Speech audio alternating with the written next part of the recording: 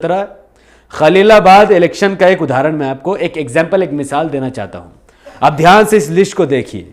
यहां पर बीजेपी की जो कैंडिडेट है, ब्राह्मण कैंडिडेट, उसको 72,000 वोट मिले हैं, जबकि बाकी पांचों पार्टी में 3 पार्टी ऐसी है जिसमें मुसलमानों का 1 लाख वोट बढ़ गया। एसपी, बीएसपी, पीएमसीपी, इन तीनों पार्टी में मुसलमानों का 1 लाख वोट बढ़ गया। और वहां से एआईएमआईएम ने इलेक्शन लड़ी। अगर मुसलमान मुत्तहिद होकर अपना 1 लाख वोट एमआईएम को दे देते तो इस जगह से मुसलमान की जीत हो जाती, वहां से एमआईएम की एक कैंडिडेट जीत जाते। लेकिन हुआ क्या? बीजेपी को एक तरफा दलितों को बेवकूफ बनाकर दलितों ने उनको वोट दे दिया, एक तरफा नन मुस्लिमों ने बीजेपी को वोट दे दिया, और एसपी ने मुसलमानों को वोट काट दिया, बीएसपी ने मुसलमानों को वोट काट दिया, पीएमसीपी और कई सारे पार्टियों ने मुसलमानों को वोट काट दिया, और फिर एमआईएम को वोट मिला ही नहीं। पूरा वोट एसपी बीएसपी ने काट दिया, एमआईएम अकेला यहां खड़ा रहा। इसी तरीके से बंगाल में भी ऐसा ही होता है।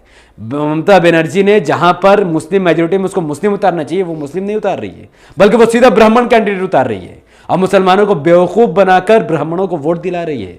ये वही ब्राह्मण है जो सबसे ज्यादा मुसलमान और इस्लाम का दुश्मन है, जो ट्रिपल तलाक के साथ है, जो हलाला के साथ है, जो तमाम चीजों के साथ है, जो दंगा कराती है, दंगा लगवाती है, मुसलमानों को कत्लेआम करवाती है।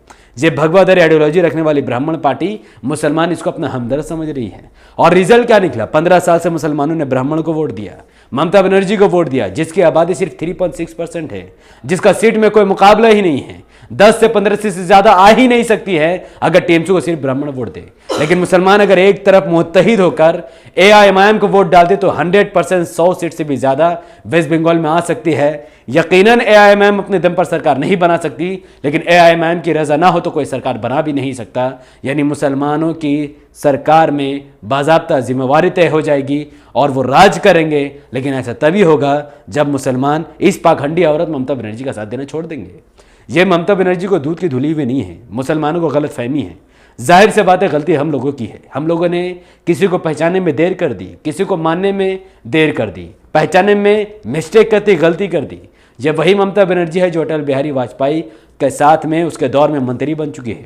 ये नरेंद्र मोदी से मिलती है, ये अमित शाह से मिलती है, ये बीजेपी के एक एक वर्कर से मिलती है। इसीलिए ममता बनर्जी पिछले 15 साल से मुसलमानों के एरिया में इसने काम तक नहीं किया है, क्योंकि ममता बनर्जी को मालूम है कि मुसलमान डरपोक कौम है। इसको लगता है कि मुसलमान डरपोक कौम है, बीजेपी से डरती है। बीजेपी से डरने के सवैया और किसे वोट देगी?